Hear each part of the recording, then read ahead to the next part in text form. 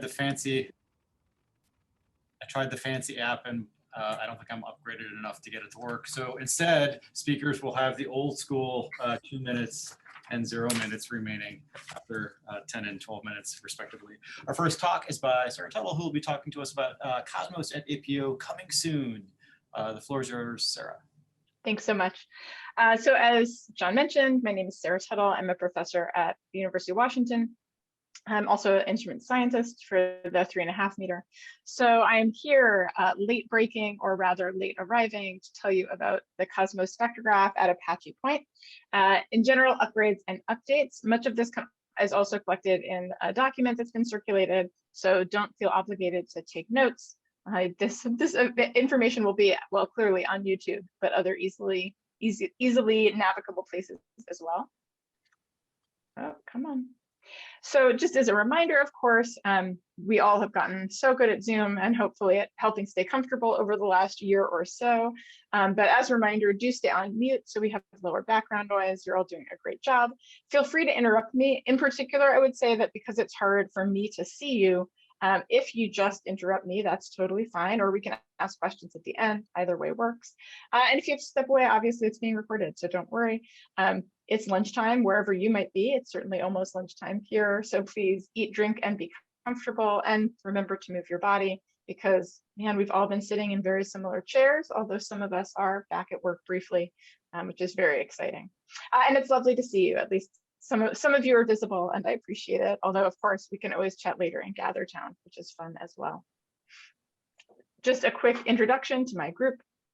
The Tuttle group here at UW is a collection of astronomers and engineers, and astronomer engineers, students and professionals. And this particular project, primarily Cal Kadlik, who will be talking, Debbie Tran, who will be speaking right after me, and Rishi Paluja, are going to be kind of have been our leads for different aspects of this project. And Connor Sayers has worked some on the software. But everyone here sort of works together and collaborates as issues arise, which we always find helpful to have kind of new insights when excitement or problems come up. So everyone here is a big part of the group. And of course, you know, I've got some APO pictures just so we can remember what it looks like if we haven't been there lately. So Cosmos is primarily a long slit spectrograph. For those of you who aren't familiar kind of with the history of the OSMOS collection of spectrographs, there are 3 similar spectrographs. The prototype is the OSMOS spectrograph at the MDM 2.4 meter. It was upgraded slightly and replicated to be installed on the KIP-Peak 4 meter, as well as the CTIO 4 meter. So that's C Cosmos as opposed to K Cosmos. Cosmos operated on the 4 meter for several years and then was retired when the 4 meter came offline to get upgraded for DESI. So we were able to negotiate loan of Cosmos to make some modifications to it, to bring it over to the 3.5 meter to extend its life, as well as to upgrade our capabilities at the 3.5 meter. It has multiple modes. We'll focus primarily today talking about the long slit mode.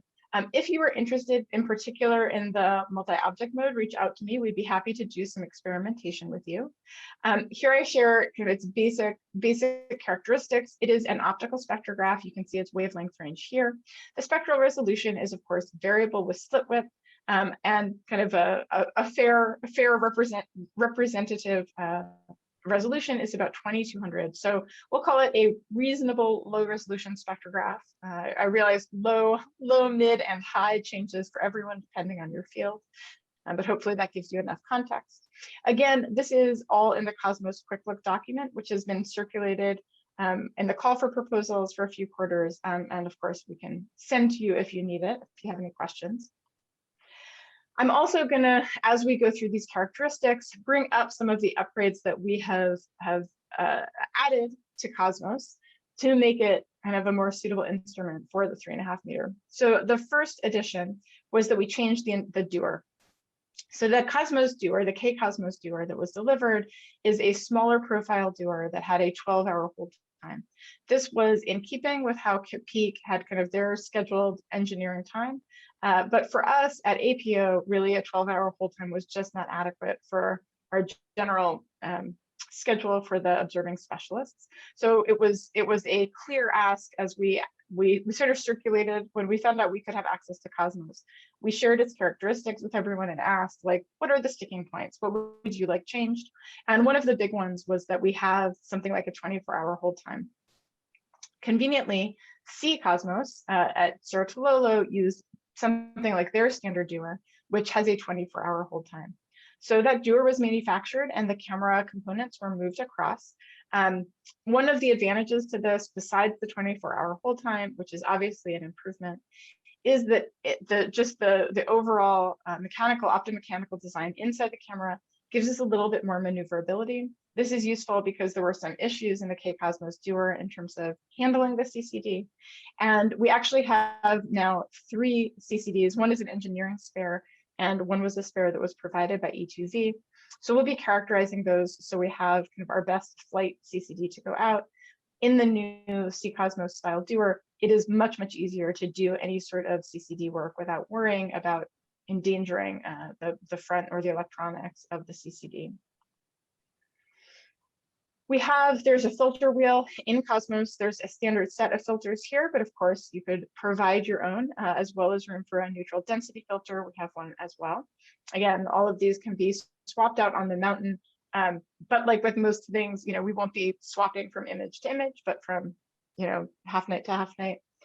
We have 2 sets of slits. Cosmos was delivered with matte slits, and we have manufactured a set of reflective slits. The details of the manufacturing and of those slits will be presented by Debbie Tran in the next talk. The reflective slits are about 6 arc minutes long, and we have slits between about a half an arc second and about 20 arc seconds. We work to provide a fairly standard slit set, as well as some that were novel for particular projects. The hope is that we could also manufacture, if there were needs for other slit lengths, that could be done as well. The matte slits, obviously, we continue to have them and they can be installed. They are a little bit longer. They're more like 9 arc minutes in our 10 arc minute upgraded field. However, you obviously can't use the new slit viewer guider setup if you do that. So just something to keep in mind. Here I show you one of the installed reflective slits. These were made here in the Washington NanoFab facility by Debbie. She'll tell you more about the process, but we did multiple slits of any individual target size to understand and constrain the repeatability of the process. We move, it goes even beyond sort of the diciness, no pun intended, that we have when we build mechanical setups, when we start playing with chemicals. And so we learned a lot about nanofabrication and some of the variability there. And this, of course, is required to feed the new slip viewer. And so there you can see it with the slip viewer removed, and I'll show you the slip viewer shortly, but there you can see where the slip viewer bolts on and where the beam will feed in. Here's the slip viewer. Again, this is a new capability. This, of course, captures the out of slit light. The entire unit, of course, is new. We use primarily off-the-shelf components. And so this was, in fact, kind of the first thing to come together because it kind of is separate from the spectrograph and from what's going on with the doer. And so you can also see, of course, that it is a somewhat electronics, not heavy, but it has several pieces of electronics. So one of the upgrades that the slip viewer upgrade drove was requiring a new electronics box, a new internal electronics box on the instrument. Luckily, the way that Cosmos is built, the electronics were on one saddlebag, and we had another saddlebag that effectively had dummy weights. And so we've replaced much of that dummy weight with a new electronics box. So it's a fairly straightforward sort of place. Everything had a place to go. And so this is currently in lab and was aligned and tested off the spectrograph, and now is being aligned and tested on the spectrograph. Here's our collection. We have currently 2, a blue and a red grisms. These are their wavelength ranges. As a reminder, if there is something that you're looking for that is not included here, we would be happy to work with you in figuring out manufacture and purchase of a new grism, with your science inspiration and funding, of course. And so here you can see the wavelength range combination. And so depending on what science you're pursuing, obviously any sort of combination of these. And as a reminder, these are all in easily adjustable filter wheels, so things can be you can image and switch in a straightforward way. This is not something where you need to specify it immediately. The one limitation to that is that here you'll see we note that you have 3 possible slip positions. So there is an upper, a mid, and a lower slip position. And so it's one of the reasons we have multiple slips of multiple lengths is so, you might want the same slit width, but in each of the 3 positions, for example, to get different wavelength ranges. So that's possible as well. But we have limited numbers of openings in the wheels. So of course that will be taken into account with observation planning.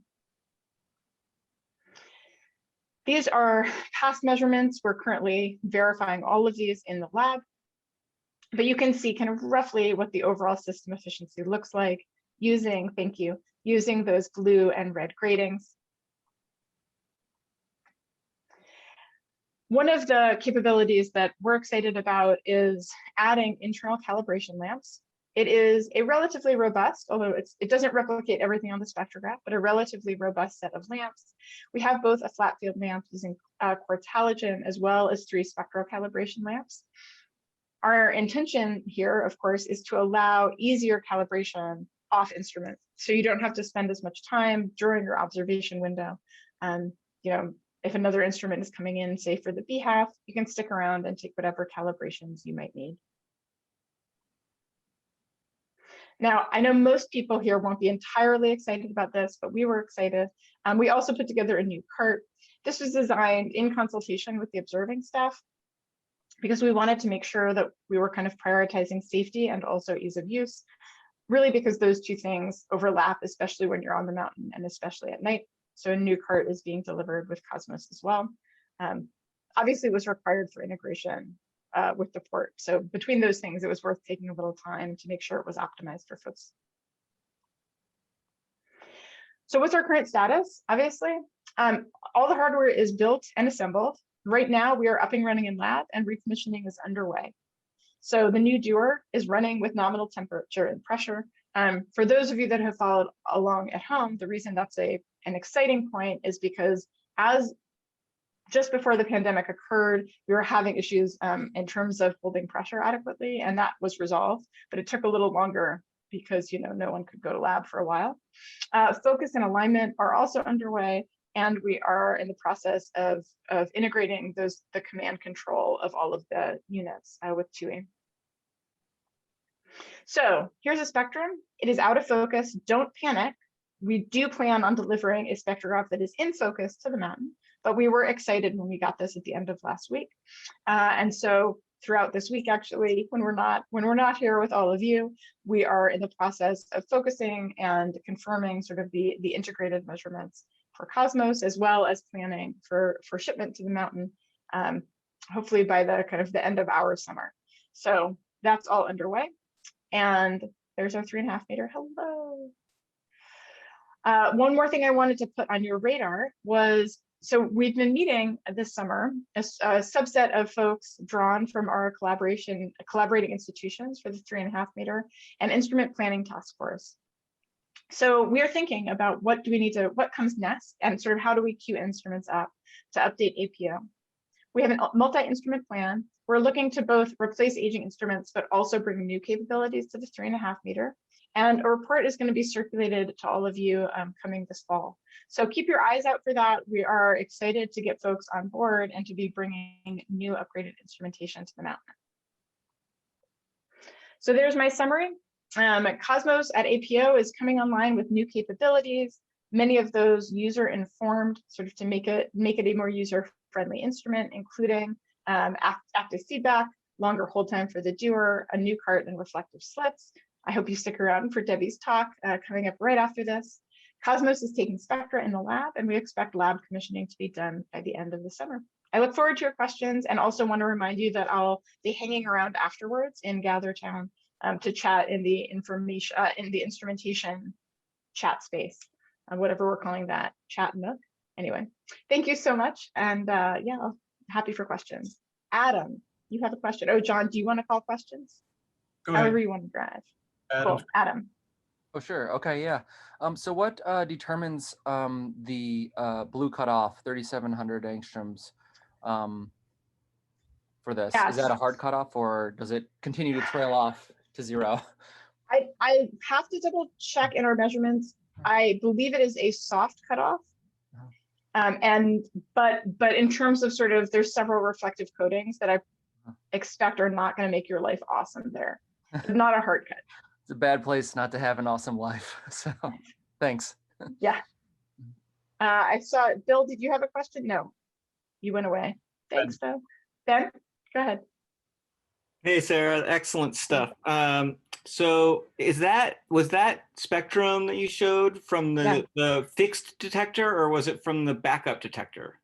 That is the fixed detector. It's official, like it's working. It's official. It's taking data. I think that we will probably, so it's exciting.